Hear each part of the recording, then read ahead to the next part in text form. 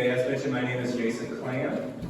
I work with Lower Cape Fear LifeCare, which was formerly Lower Cape Fear Hospice. Before I worked there, and I've been there for 22 years, before I did that, I taught middle school. Any teachers in the room? All right, so I taught middle school for 1 year, 6 months, 3 weeks, 2 days, and an hour and a half. And I realized I don't like kids. I love my own children. Everyone else's, not so much. So I was like, where can I go work that is as far away from children as I can get? Hospice care. That's how I got to where I am today. Even though this is now my passion, I do still have a little bit of a hidden ambition, though, and that is to be a stand-up comedian. So anytime I get a group who is well-fed, that I like to practice a little material. So can I share one of my favorite jokes? Yes. Okay. So 4 women were going on a trip. They were from North Carolina, Nebraska, New Jersey, and Idaho, of all places. And they drove for a little while. The lady from Nebraska picked up her purse, reached in, and pulled out an ear of corn. The others thought that was strange. She said, yes, it's strange, but in my state, this stuff is everywhere. Everywhere I look, everywhere I turn, there it is. I'm tired of it. She rolled down her window and she threw it out. Drove for a little bit. The lady from Idaho says, I get it. She reached in her purse and pulled out a potato. In my state, these are everywhere. Everywhere you look. I'm tired of it too. She rolled down her window. She threw it out. Drove for a little bit. The lady from North Carolina opened up her door and pushed out the lady from New Jersey. Do I have any New Jersey people here today? All right, we got a couple, all right. I'm going to stay away from you afterwards. So. I feel like I need to incorporate a little bit of humor, a little bit of levity, a little bit of joy, a little bit of, smiles when I go and speak to people. Because as you might imagine, the topic that I talk about most often, hospice care, death and dying, a lot of people have a problem with that. They're challenged by it. When I tell people who I work for, I've actually named the reaction I get most of the time. I call it the drop the shoulder syndrome. I'm Jason, I work in hospice care. Like instantly, I do health fairs. Anybody been to a health fair? You know what these are? You have a room, and I've got my table like the one back there, and all our pretty materials and signs, and I'm giving away free stuff just like everybody else. And I know as soon as they open the door, people are going to walk in and say, where's hospice? Right? Where's that end-of-life information, right? No one wants the hospice table. I literally see people go, oh, no. Because death and dying, especially in our culture, and I'm going to blame Americans a little bit on this one. I think especially in our culture is extremely hard. And I think there's lots of reasons for that, and that could be a whole nother talk, a whole nother discussion on that. But one thing I want you to know before you walk out of here, and they've done a lot of research on this, and the latest numbers tell us that it's right around 1 out of every one of us is going to die. I'm going to let the non-math people think about that one for a second. But end of life, death and dying will be part of every life. And if we know that, if we conceptualize that, if we accept that, why would we not want to take a step back and then say, how would I want that to go? And maybe more importantly, how would I not want that to go? One of the activities sometimes I do with our volunteers and new employees in some different groups is I give them a piece of paper and a pen, and I give you 5 minutes. I say, if I gave you the power to write the script of your own death, you control when, where, how, the process, everything. You can write it down, and that's the way it's going to happen. What would you write down? You don't have to tell me, because I'm going to tell you generally what you'll probably put. Okay? First off, you're going to say, I want to be old. Now, the interesting part is we all have different ideas of what old is. If I went around the room and said on that piece of paper, what age would you have put on there, I would probably hear, I've heard as young as 72, and I've heard as old as 120. So somewhere in that range, most of us will be. But the point is, we want to lead a long life. Your second point, which you will probably write down, is, I want to be healthy. I want to lead a quality life, right? So you're going to die healthy. I don't know how this is going to work, but I want to be old. I want to be vibrant. I want to have a quality of life. And then the third thing you'll probably write down is, I want it to be quick. I don't want there to be a process. I don't want there to be a disease. I don't want there to be a decline. I want to lead a full, healthy life, and then one night go to bed and just not wake up the next morning. Sound like a decent plan? Okay? Unfortunately, here's the hospice guy coming in with the great news. That probably is not going to happen. Does it happen? Yes. But for the majority of us, there will be a process. There will be a journey at end of life. Why would we not want a section of health care? We have specialists for everything else, right? Pick an organ. I've got a doctor for every one of them, right? Why would you not want a subset of medicine that is devoted and has expertise on one thing that's going to be true for every one of us at end of life? That's hospice care. And so, when people look at me and they talk about hospice and they're like, oh, I hope I never need you, I just want to say, but you probably will. And we at Lower Cape Fear LifeCare, which was Lower Cape Fear Hospice, we hold that responsibility very dear to our hearts of caring for our community, caring for the people, caring for patients and families. I would argue sometimes we do as much or more for the families as we do for the patients under our care. They're the ones struggling. They're the ones feeling helpless. They're the ones, none of it. There are some clinicians in the room, but most of us don't know what we're supposed to do at that point in life. And to have somebody like us, and I've heard this the way people have described it, I could kind of shift from being the caregiver back to being the daughter. I kind of was able to move from the one who was in charge and having to make all the decisions to being the son who could support the family. And what an important, switch that can be at end of life. So a few things when I do my talks about what hospice is. One, I like to kind of do it in a way that what hospice is not. Okay? So one of the things that is the biggest challenge we have in hospice care is related to how long a person typically gets hospice care.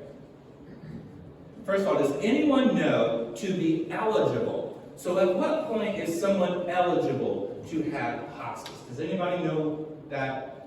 Okay, 6 months. Thank you, sir. Okay? 6 months. And this is that golden number, this magical number. That I'm like, what's so magical about 6 months?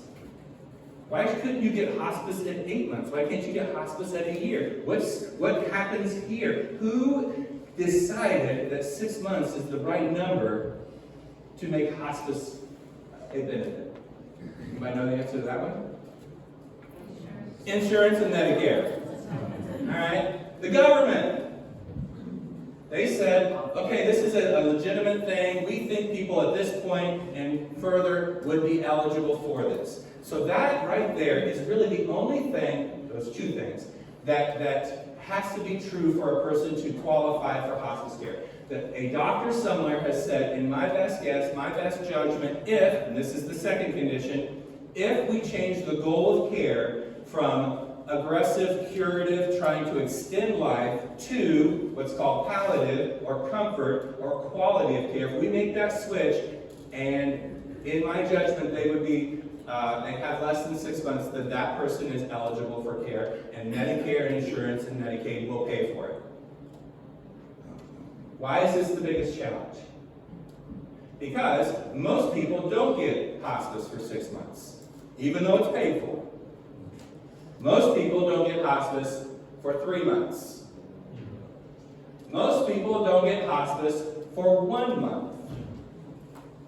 2/3 of the patients we serve, 2 out of every 3 patients, even though it's paid for at 6 months, access hospice for 14 days or less. Now again, we could go into a whole conversation of why that is. I believe patients have a decision in that. I believe families play a part in that. I believe physicians play a part in that. But as a whole, most people don't access this benefit. And why is that important? Because one of the things we hear most from our families after we've served them is our only regret is that we didn't do this sooner. In that scenario where you put down, I want to be healthy, I want to live a long life, I want it to be quick, that's great for you as a patient, but what does it miss out on? It misses out on that journey for you and your family. That process, that work that could be done if you knew that end was coming. If I told you right now you have 6 months from today when you walk out of here, would you live the next 6 months differently than you would have without that knowledge? I'm happy to be here today. But if I had 6 months left, I'm not sure this is where I'd be. Right? I would reprioritize my time, my energy, my money, all that kind of thing. I would probably say the things I think I need to say, the goodbyes, the I'm sorries, those sorts of things. I would reach out to those friends that I keep saying I'm going to do it, but I just never do. Or those bucket list items, or whatever. If I knew my time was getting close, I would do things differently. For patients and families who don't get to that realization, who don't want to think about it, who don't want to talk about it and inch their way down here and access hospice in a matter of days, they don't have the opportunity to do all those things. Does that make sense? And that's what we're there to help them do. Yes, we're there for pain and symptom management, and that is our thing, right? Comfort, the amount of pain that the patient and the family is accepting, but also those conversations, also those spiritual questions, also those arrangements that need to be made. We're there, we can help people through all that stuff. But if you do it for 3 days, there's not enough time. We're basically coming in to manage a crisis. And that's all there's left, is the crisis. And so that's probably the biggest thing, the biggest education point. This was real research. They took people who had very similar diagnoses, and they followed the people who went into hospice, and they followed the people who did not. And guess what? The people who went into hospice lived an average of 26 days longer than the people who did not. Now, why would you live longer going into hospice care? You're not getting curative treatment, you're not doing that stuff, but you know what? Maybe your quality of life actually improved when you made that decision. Another thing that's important about hospice, which I'm not sure all of medicine quite gets, and that is, as a human, as a person, as a patient, we are so much more than just the disease. Yes, the disease is important. Pain management, making sure that physically a person is comfortable. If I told you all had 6 months, what sort of emotions would you go through? Okay, all of them. Yeah, all of them. Yeah. Who are my worry people? Okay, I'm a worrier. Okay, not a warrior. I'm a worrier. And when I get worried, it affects how I feel. I get an upset stomach. I don't want to, do the things I owe. Don't you think somebody near their life might be a little bit worried about some things? How about my anger people? Are you willing to raise your hand on this one? I want to stay away from you as well. Okay? When you are mad, your blood pressure goes up. There are physical manifestations of your emotions physically and in your quality of life. Do you think somebody nearing the end of their life might be mad? Scared? Guilty? If we don't address all those psychosocial and emotional pieces, we're not providing good quality of care. We have clinical social workers, we have counselors, but I feel like every member of our team does psychosocial support to the patients and our families. And then I love coming and speaking to churches because I can be very open about the fact that we acknowledge that dying is a spiritual act. That at end of life, people have spiritual needs. They have the need to know why they were here. And maybe what is next. And I don't use the word religion, and we don't use that sort of terminology because religion is part of this, but I truly believe whether a person is part of a faith community or not, every one of us is spiritual in some way. We have some need to know the reason of our existence. And so we acknowledge that. And then, those of you who have had home health, those of you who have been in a hospital, those of you who have had some sort of health care, I hope you will back me up on this. I really feel like the true heroes of healthcare are certified nursing assistants. If you get a good CNA, you're golden. And we have great CNAs in our care, in our team.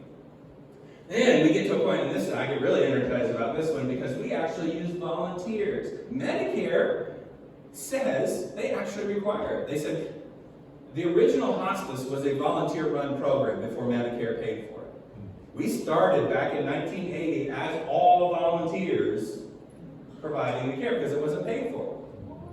As part of that, they said, we want you to keep volunteers. So they require that, and this is probably more than you want to know, but 5% of our clinical hours are matched by volunteer hours, 1 out of every 20. So if every doctor, every nurse, every social worker, every chaplain, every bereavement counselor, every CNA, all those people, all their hours, we have to match 1 out of 20 of those hours with volunteer hours. And I'm in charge of our volunteer recruitment. And I'm just here to say, COVID did a number of volunteer programs around, everywhere, and that people are slow to come back. And so we're still trying to rebuild from all of that. Let me share just one quick volunteer story, and that is I got a request for a patient of ours, and if anybody tells anybody, I'm going to deny this, but the way this person was described to me was he's a grumpy old man. Anybody know any of those? Don't point in the room. Okay? And I'm like, okay, you want me to find a volunteer for a grumpy old man? Well, let me see what I can do. And there was another gentleman who I knew had some thick skin. I knew he was up for a challenge. So I asked him, would you be willing to call this gentleman? And he said he would. And he called 2 or 3 times, and nothing ever came from it until one day the patient finally cracked just a little bit. He said, okay, I know how you can help. He says, I want to be at Krispy Kreme at 6:20 in the morning on Tuesday. And the volunteer was like, well, I'm not busy. Picked him up, took him to Krispy Kreme, got their coffee, donuts, sat down, and it became apparent why they needed to be there that day at that time, because in walked these other gentlemen who met every Tuesday morning at 6:30 to solve the world's problems. And this patient had been part of this group. But when he got sick, when he went into hospice, when he was dying, rather than rally around him and support, what did these guys do? He'll call me. He knows we're here. Maybe there's things that they can't even verbalize of reasons why, but maybe one of the reasons this guy was a little bit grumpy was that he felt abandoned. People who are dying are still living. And one of the great functions that our volunteers can do, and I try to empower them to do this, is sometimes our patients, what they're telling us is, I want someone who will come in and talk to me as if I'm not sick. Right? To come and talk to me about the ball game, to tell some jokes, or whatever it is, but everybody's walking on eggshells when they're around me. I just need somebody that I can hang out with. And what a benefit. We have wonderful staff. But there is something about a volunteer who does this of their own volition to say, I'll go and I'll sit and I'll talk to these folks. I'll provide the caregiver a little time away so that they can take a nap or run some errands or go to Bible study. And we have 300 volunteers across our whole service area who do just that. If you or someone you know is interested in volunteering, I'll be in the back there, and I'd love to tell you more about that. A couple other things about our organization. We are a nonprofit. Anybody know what it means to be a nonprofit? It means you don't make money, right? No. Okay. Thank you for saying yes. No, just agree with everything I say. No. If we lost money every year, there wouldn't be money there to do what we do, right? So I don't actually like the name nonprofit or not-for-profit because our goal is actually to have money at the end of the year. At the end of the year, being a nonprofit, what it means is that gets invested back into the organization, right? Programs, staffing, those sorts of things. It doesn't go to an owner or stockholders and that sort of thing, right? That's really the main difference. There are other hospices in our region. And I tell people they have a choice, and you can get wonderful care from lots of different folks. I love our particular organization because of that nonprofit background and being tied to the community and the welfare of the people. Another thing that is a misconception. I tell people I work for hospice and they say, oh, I know where that is. I've been there. Why is that a misconception? Okay, hospice is everywhere. Hospice is actually a philosophy, not just a location. Now, a lot of people think about our care center. How many of you have ever been to our inpatient care center? Okay, many of you. And it's a wonderful facility. It's beautiful. It's right in the heart of the medical community here, but it feels like it's separated. It feels like it's a sanctuary.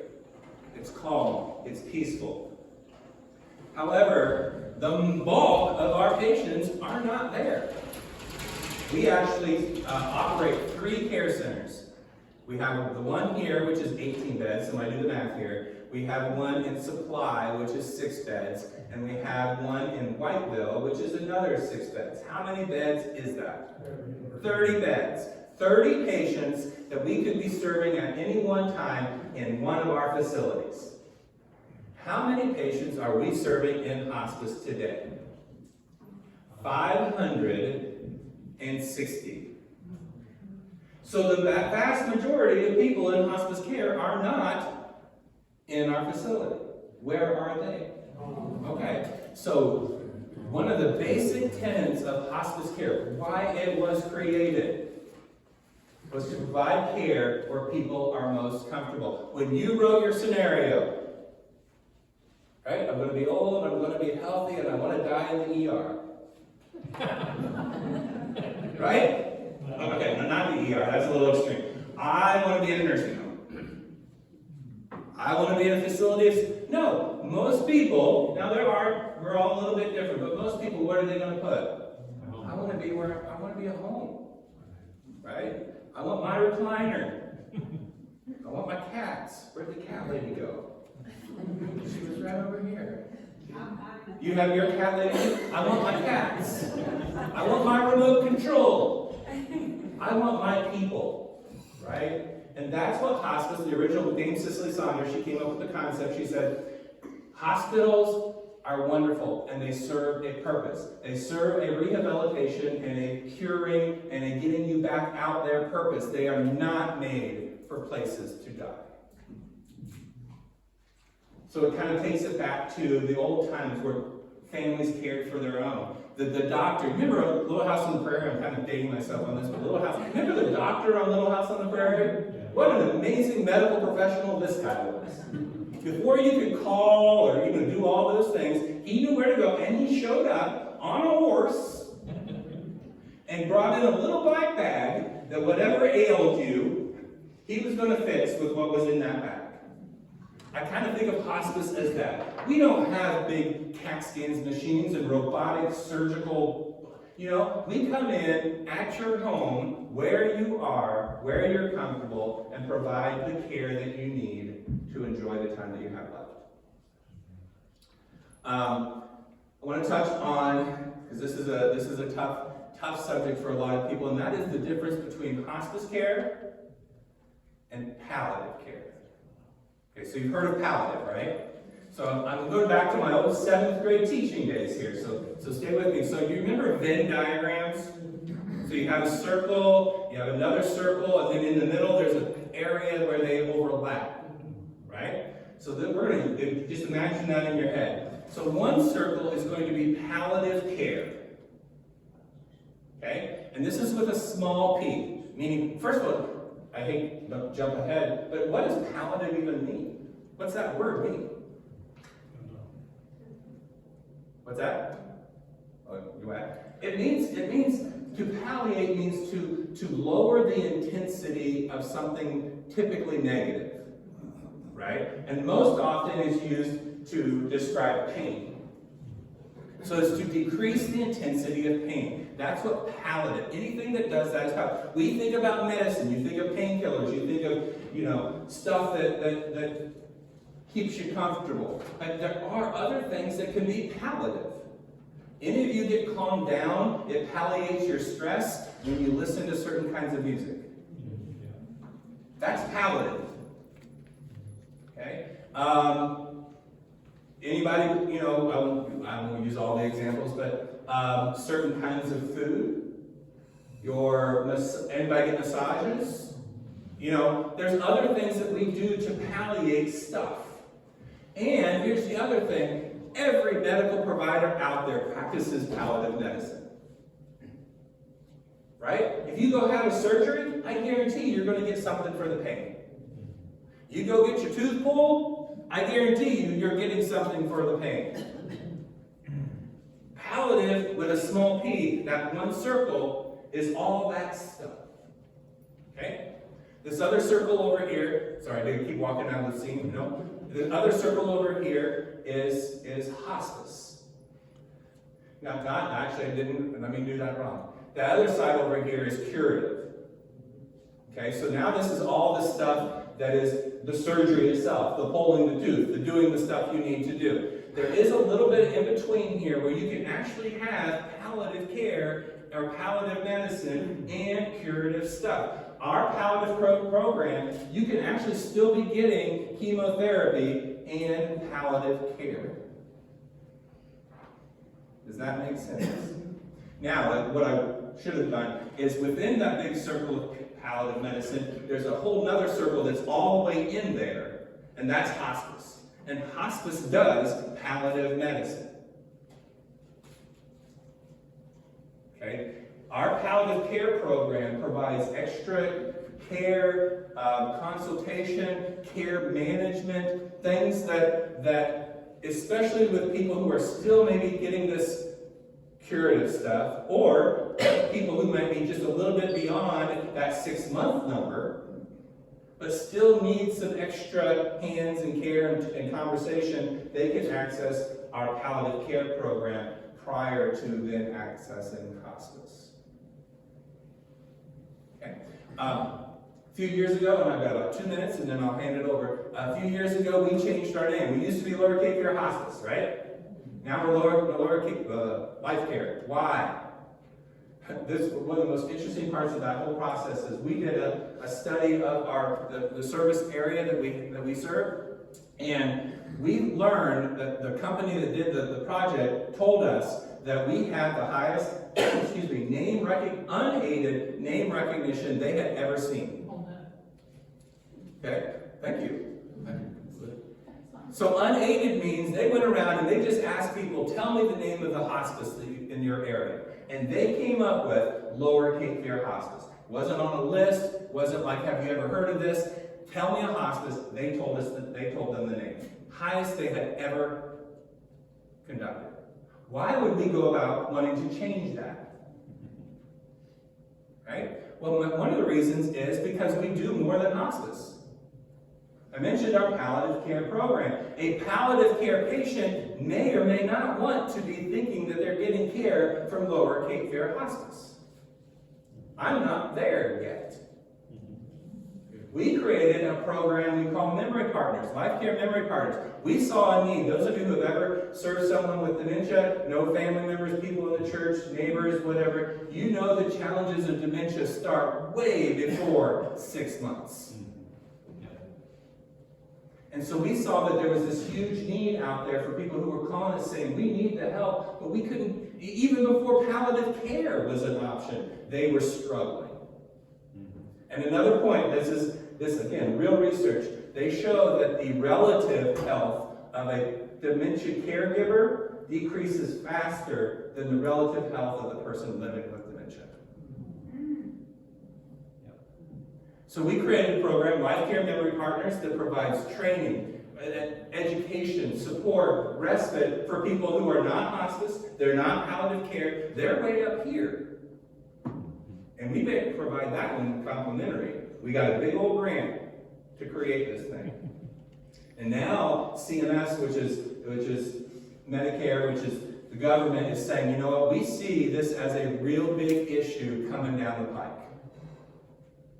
And I tend to agree. And why do I believe that? And well, medicine is advancing so fast on lots of other stuff. It keeps us alive longer. What's the number one cause or indicator of dementia? Staying alive. Right?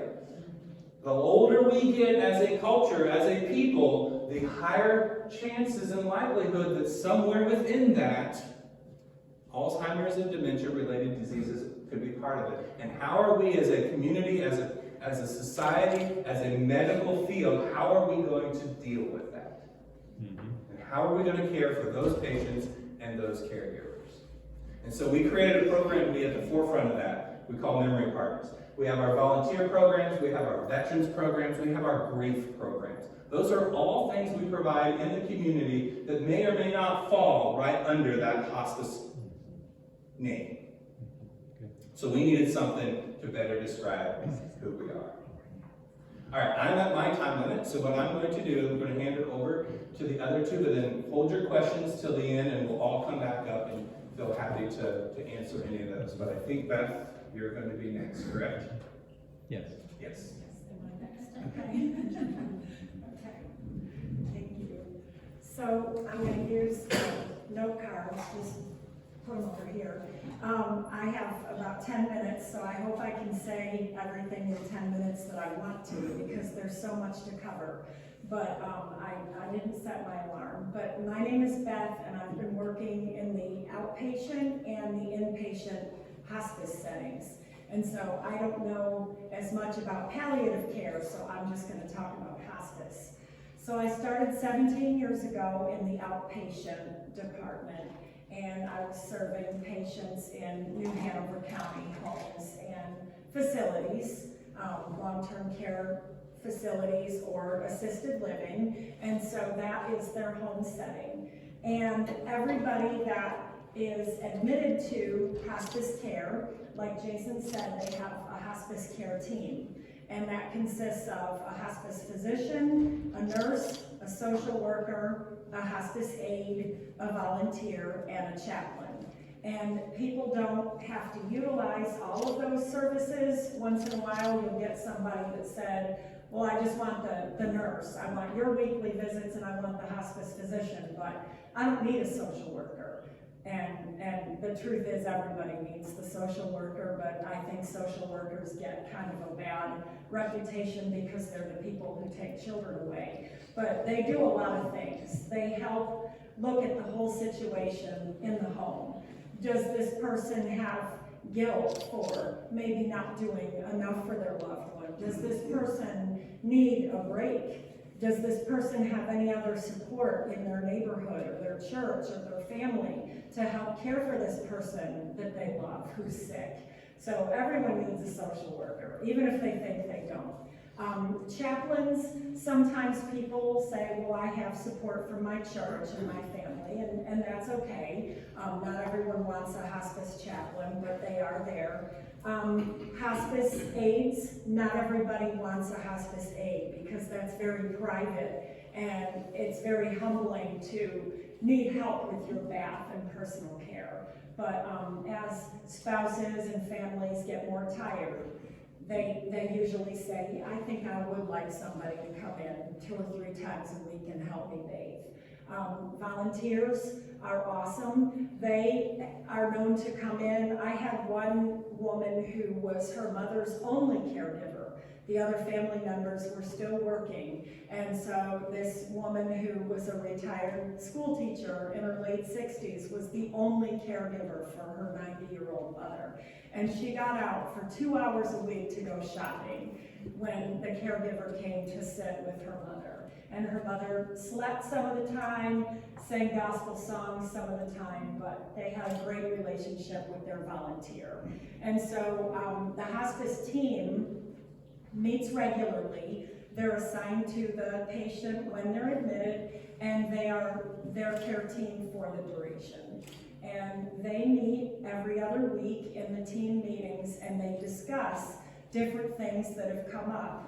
The doctor, the nurse manager, the nurse, the chaplain, and the social worker discuss the different aspects of this person's care, their home environment, their family. How is the family adjusting to this person's disease process? Is the wife burned out? Oh, maybe someone in the family that's the main caregiver is going to the hospital, and suddenly this person needs some additional help. So the whole team works on that. As the process goes on and people, we expect that they decline, different needs come into the picture. Sometimes people are mobile and they're able to walk to the mailbox to get their mail every day. And then as time goes on, suddenly, I can't get to the mailbox. I'm too short of breath. I can't even get to the toilet now. I'm short of breath. And that is the team's responsibility to say, hey, I think this person would benefit from a walker or a wheelchair or a bedside commode or a hospital bed. And so that is the hospice team's job, to make sure that the right equipment is delivered to the house. Sometimes people need supplies, incontinence supplies, or wound care supplies, a basin, because maybe now they can't get to the shower. They need their baths done in the bed. So we can supply basins and things like that that will make people's life easier. Cream for their skin, lotions, things like that. So it is kind of a financial help to people as well on the hospice benefit, because we can supply certain equipment that you don't have to now go to the medical supply store or CVS to buy those things. Some medications are covered by hospice, in fact most medications, and that is also up to the nurse and hospice physician. They discuss as a team what people might need. This person's pain is getting worse. Their anxiety is worse. They're not sleeping. I think this person might have a urinary tract infection.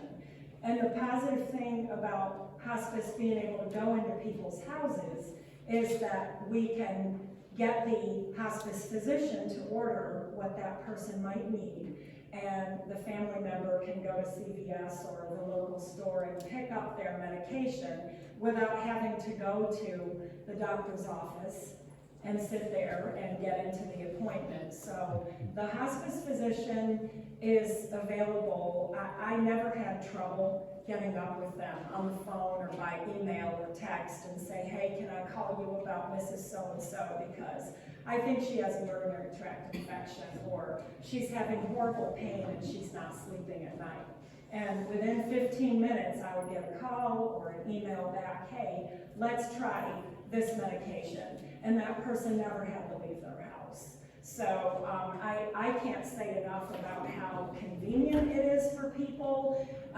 Certain symptoms, pain, shortness of breath, things like that, that often would take somebody to the emergency room, we can solve in the home by the symptom management. So that's what the team is there for. A lot of education. My mom is having these new symptoms. What could this mean? And if I didn't know, and a lot of times I would need to talk to the doctor and say, hey, this is what's going on, what do you think this is? And our doctors are very patient and smart, and they give us input over the phone. And really they know the patients very well, because we're discussing them periodically in our team meetings.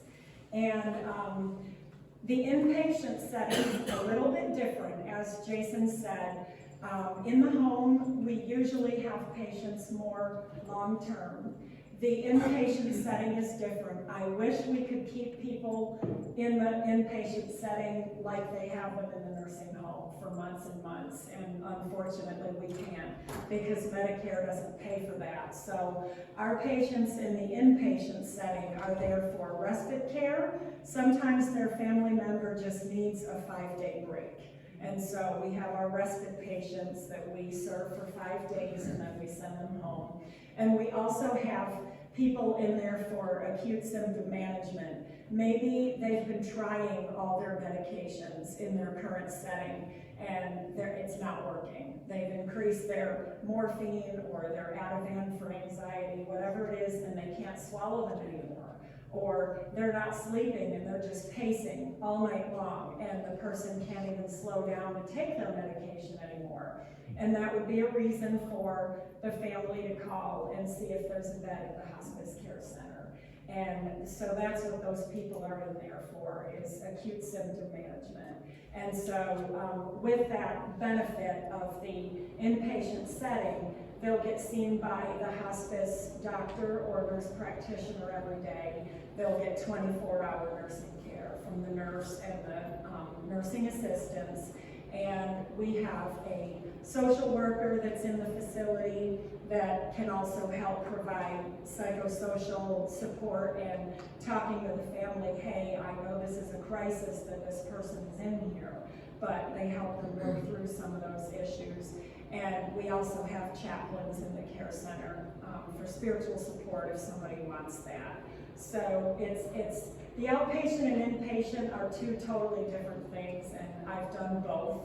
And if you have any more specific questions, please ask me, and I'll try to answer them for you. And it's just a reminder of what we do every day in the community to serve every day. It's very hands-on and very busy, but one of my patients asked me one time, I'll tell you a quick story. The aide and I were working night shift at the care center, and we were bathing this lady, and she was very frail, and we were having to position her with pillows because of her pain. And she stopped us in the middle of our fluffing pillows, and she said, just tell me something. Am I at the end of my life? And I said, okay, this is a loaded question that I can't answer just yes or no. And I said, well, we're seeing that you're bedbound and you can't swallow your medication anymore. You're having a lot of pain, and you need morphine every 4 hours by injection, and you're sleeping a lot, and you are not eating. You have no interest in food. And so that would tell me that you are at the end of your life. And I don't want to start crying. I said, does this scare you? And she said, no, I'm going to be sitting at the feet of Jesus. And she said, I don't have long hair like Mary, but if I could, I would wipe his feet with it. And the aide and I both started crying, and then she said, why are you crying? What's wrong? And I said, thank you for reminding me what we do, because I get busy in the nurse thinking, and there's a spiritual aspect to what we do. And so that's why I keep doing what I do, because I feel like this is the mission, and that I'm supposed to do this until God calls me to it. So, thank you. Mary's going to talk about palliative care.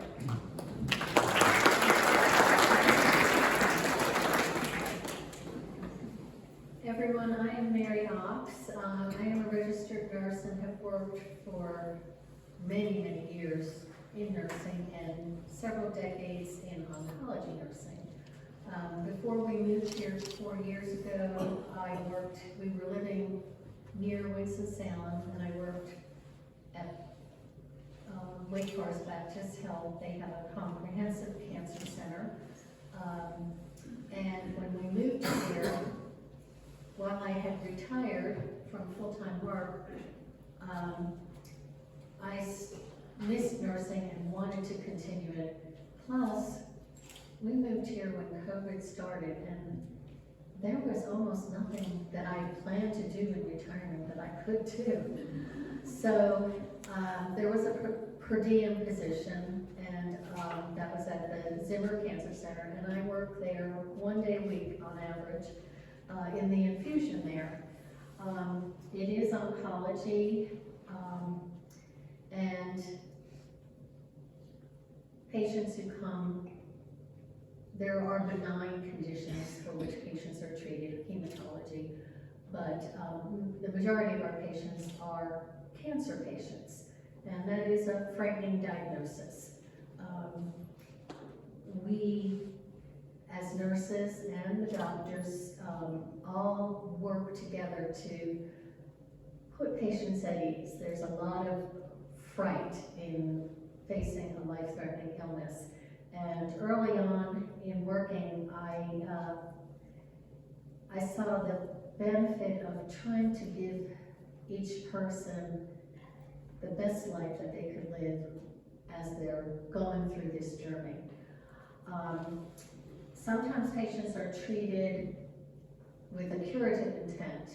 You know, they feel fairly certain that things have been caught early enough and can be treated with the medications that are available today and be cured. Sometimes through this series of testing, they find out that the cancer is spread to the extent that there cannot be a cure with the treatments that are available, but they can extend life and give a reasonable quality of life. Not all of our patients are suited for palliative care, but more and more are. As Jason was explaining about, you know, the Venn diagram where you have hospice and you have palliative care, and there's an intersection there. The same is true for treating patients actively for cancer with chemotherapy. There's a portion of patients that are being treated, and more as years go by, with palliative care as well. Palliative care involves a different team of doctors and an approach, team of doctors, social workers, nurses, whose approach is really to alleviate any discomfort, pain, and to provide comfort. A number of things. Pain is a big one that is addressed in palliative care, but a number of other things are addressed too. If people have continued shortness of breath, if they have limitations in their mobility, if they experience other symptoms like nausea and vomiting, or diarrhea or constipation.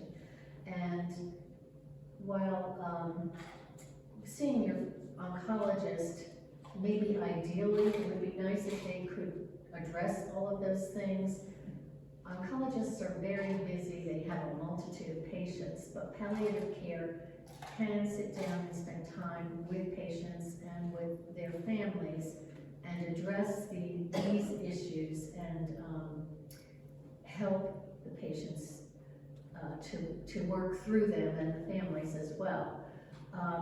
Jason had alluded to the fact that patients who receive, I think you said palliative care, actually live long. It was actually hospice. Hospice care live longer than patients that don't. It's actually true too that patients who cannot be cured of cancer and opt for palliative care as opposed to continuing treatment with chemotherapy live longer as a result. So palliative care, well-being, the whole body well-being is very important to all of us. If you Other things besides cancer can be treated with palliative care: heart disease, cystic fibrosis, any kind of end-stage liver disease or kidney failure, lung disease, Parkinson's disease, pain, nausea, vomiting, anxiety, nervousness, depression, difficulty breathing, loss of appetite, fatigue, trouble sleeping. All of those things can be addressed with a palliative care team. If you were going to be seeing someone in palliative care, it's important to bring with you a list of symptoms that you're experiencing, also the medications that you've been taking. It's always a good idea to have another set of ears to hear, so bring a family member, spouse, or friend with you. It's also a good idea to, if you have any living will or advance directives, to bring them with you as well. I did want to share something personal in our life concerning hospice. My mother had lung cancer, and she was on oxygen for the last maybe 3 years of her life. She lived for 2 years after her diagnosis. She could not receive chemotherapy after the second round of it because that made her have pneumonia and end up in the hospital. She's up in New Jersey. My sister lives close by, and I would go once a month and see her, and I saw, where at first she could walk, then she was walking with a walker, then she was getting to the point where she was in a wheelchair to get out. And I had been speaking with her and my sister about starting hospice. And my mother and my sister were a little hesitant about that. Just having somebody in the house was not necessarily what they wanted to do. But finally she agreed. And after she agreed, she said, "I wish I had done this sooner." She had hospice for 5 months, and it was a great relief. My mother was able to pass in the home. I was able to be there with her when she passed. My sister was really the main caregiver, but she had a little bit of a respite as a result of hospice being present. She had an aide, I think it was 5 days a week, for about 4 hours, and it was really wonderful. So it's probably what many patients have said to me who have had to go to hospice is, "I wish I had done it sooner." So that's all I have to say. Okay. Jason, go ahead and take the mic. Why don't we just have all the ladies stand with you and people can direct their questions. Open the floor up to any questions for anybody. That's great. Two of them. How do you qualify for the palliative care? What are the qualifications? So, Repeat. sorry, I have to repeat. What are the qualifications for palliative care? Do you want to answer that, or do you want me to do it? Okay. So it's different than hospice, right? So with palliative, you don't have that kind of line in the sand kind of thing. And so it really is much more of an open discussion with the primary care team, with the palliative care team, with the family. What I tell people is it's really never too early to ask, right? To see, is this something that we could benefit from? And maybe it's not quite yet that time, and that's great. But I'd rather you ask and then find out than to just assume we don't qualify until you get to a certain point. But if you're having symptoms that are being a challenge, if you have, first of all, a life-limiting process going on, another thing that the palliative care team does a lot is that care planning piece of it. So we're here now. What's going to happen when we're here and when we're here and when we're here? Let's go ahead and have some of those conversations now so that the family is aware and kind of sees the process. So it's a lot greater, I guess, is my answer on that of when somebody qualifies. Did you want to add anything to that? So it's basically based on the diagnosis. Right. So it is still, again, a life-limiting diagnosis.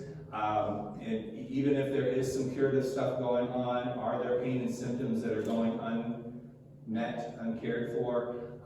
Does it seem like we need something beyond what they're getting from their primary person? And you have a second one real quick? Second question is, Beth, what's your average caseload right now? Right now, in the care center, I have six patients on each hallway for me and the aide. In the outpatient, I'm not sure. I think the goal is like 13 to 15, right? And if they're very busy, sometimes it's more than that, but. So in palliative care, does a doctor recommend that, or can the caregivers call and request? I am so glad you asked that. Repeat your question. Yes, so the question was palliative, and I'm actually going to answer it for palliative and hospice. And that was, does the doctor need to basically be the referral, or can that come from the family themselves or from some other place? My quick answer is there is no wrong place for that to come from, in that the majority of people do wait on their doctor to say, maybe we should consider palliative care, maybe we should consider hospice. However, one reason why we do community education is it is more than fine for you to say, hey doctor, is this something that might benefit me now, whether it be palliative care or hospice?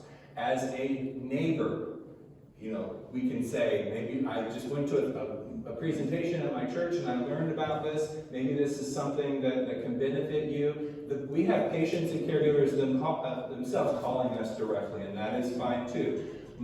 For hospice, what we would need to do is still go get that diagnosis, right? Because we have to have that 6 month or less data to qualify, but we can facilitate that conversation with the doctor rather than the patient needing to do it.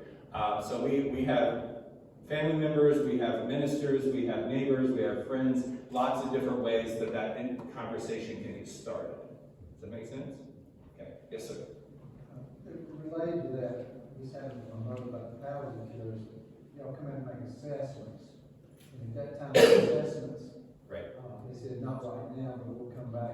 Could you address that? Sure. There's a period of time when they can get into, don't qualify, we will come back and check it.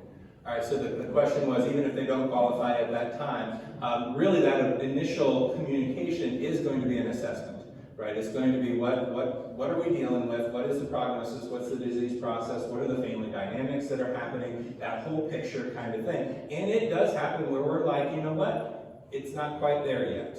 But thank you for initiating this. And so what we do as an organization, it's not like we just say, go away and come back when you're ready. We keep that information as well, and often we'll follow up with families, a certain time later, 3 months, 6 months later, and say, okay, how are things going now? Has anything changed? So that we can, keep in contact and keep that information at your fingertips when you need it. Yes?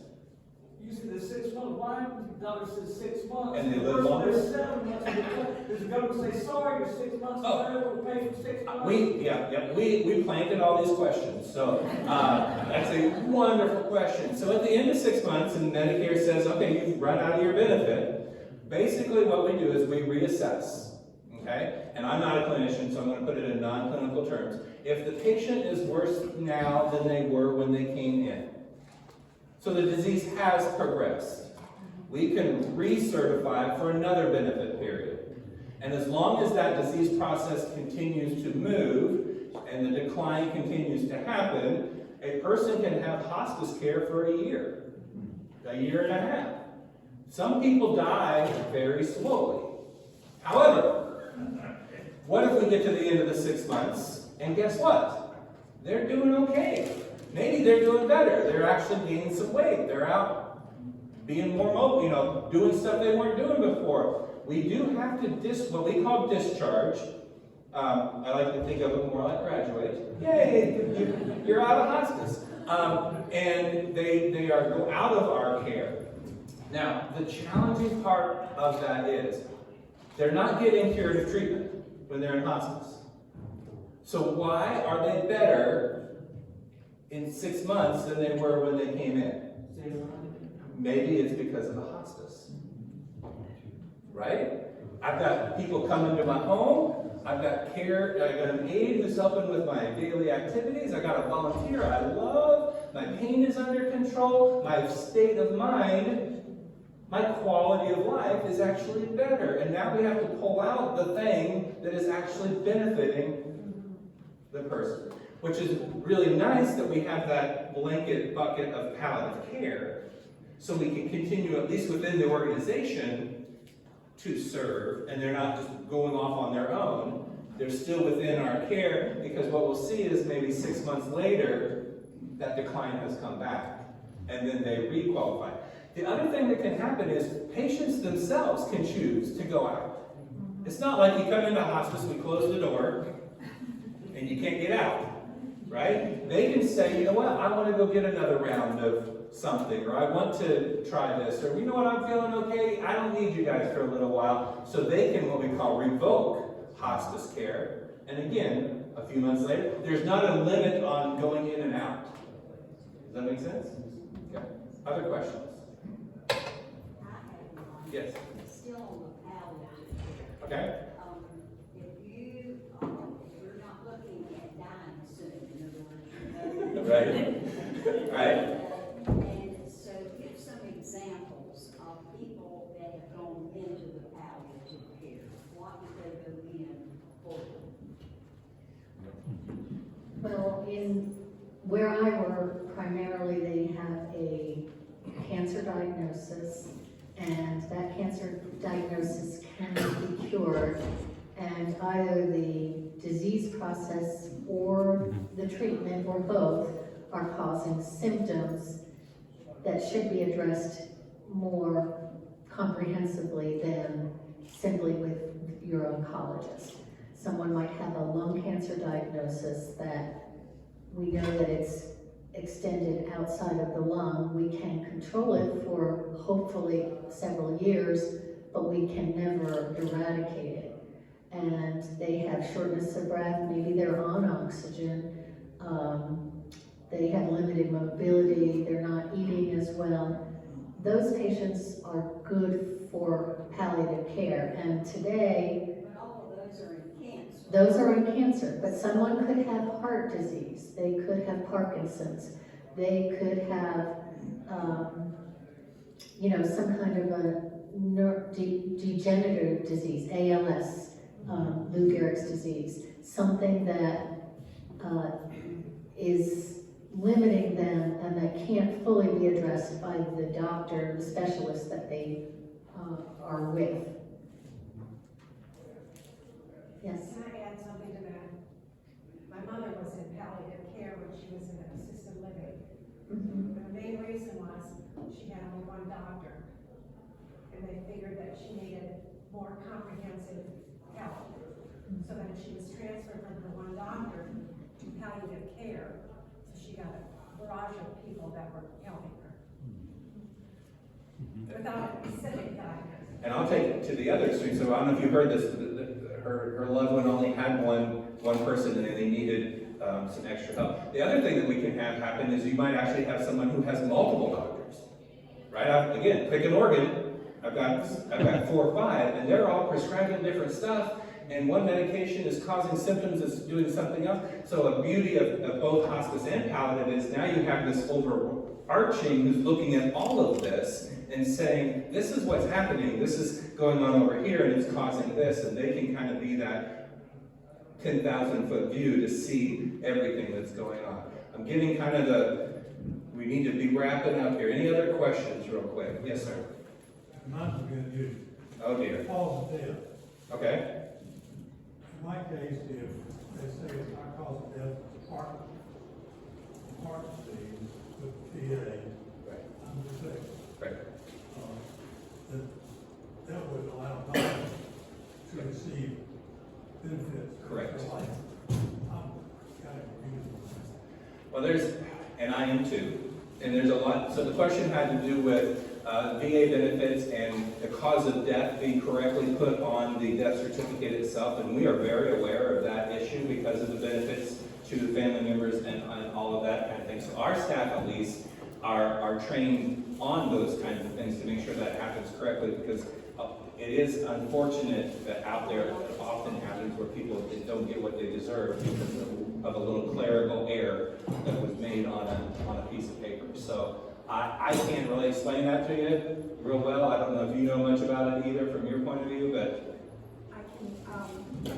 I can speak a little bit about the deaths that happen in the care center. I know that the patients who pass in the care center, our doctor or nurse practitioner will sign the death certificates because they're the provider that's overseeing the care. And I have had people that say, can you please, when so-and-so signs my death certificate, please put that as the cause of death. Out in the community, I think people can have their community physician, I think, is who signs the death certificates, but the funeral home is the one that sends the death certificates electronically. And so that would be something, I think that the primary physician, either if it's the community physician or the hospice physician or nurse practitioner, would have to be aware of how to make that happen. But the funeral home sends out the death certificates. Yes.